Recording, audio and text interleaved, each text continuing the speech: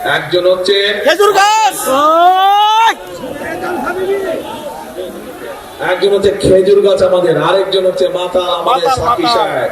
এনারা দুইজন আমাদের সাথে ছিলেন, আমাদের সাথে আন্দোলনে ছিলেন, সংগ্রামে ছিলেন। কাজেই বিএনপি হিসাবে ধানের শীষ হিসাবে, ধানের শীষের সহকর্মী ওনারা, ধানের শীষের ভাই ওনারা। কাজেই ধানের শীষের যত নেতা কর্মী আছে, ধানের শীষের যত ভাইয়েরা আছে, তাদের সকলের দায়িত্ব হচ্ছে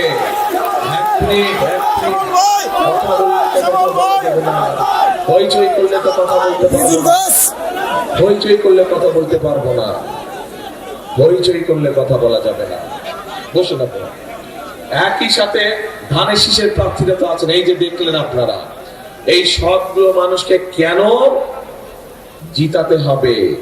ধানের শীষ সহ আমাদের খেজুর গাছ সহ মাতাল, তাদেরকে কেন জিতাতে হবে? কারণ এই মানুষগুলো আন্দোলনে ছিল, এই মানুষগুলোর অবদান আছে। এই যে আজকে ভোটের অধিকার প্রতিষ্ঠিত হয়েছে, কথা বলার অধিকার প্রতিষ্ঠিত হয়েছে দেশের মানুষের, এই মানুষগুলো সেদিন আপনাদের সাথে ছিল, এই মানুষগুলো আমাদের সাথে ছিল, এই মানুষগুলো দেশের গণতান্ত্রিক আমি মানুষের সাথে তারা রাজপথে ছিল, রাজপথে সংগ্রাম করেছিল।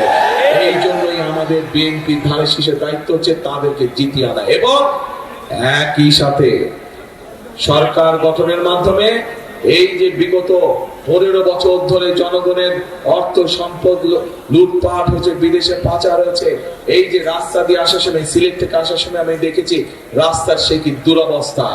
এবং বিভিন্ন ভাবে আমি আমার প্রার্থীদেরকে জিজ্ঞেস করেছি, ওনাদের বক্তব্য অনুযায়ী ব্রাহ্মণবাড়ি জেলার বিভিন্ন উপজেলায়, বিভিন্ন থানায়, ইউনিয়নের রাস্তাঘাট গুলো সব ভেঙে চুরে নষ্ট হয়ে গেছে। ঠিক, এই রাস্তা চলাফল কে করে?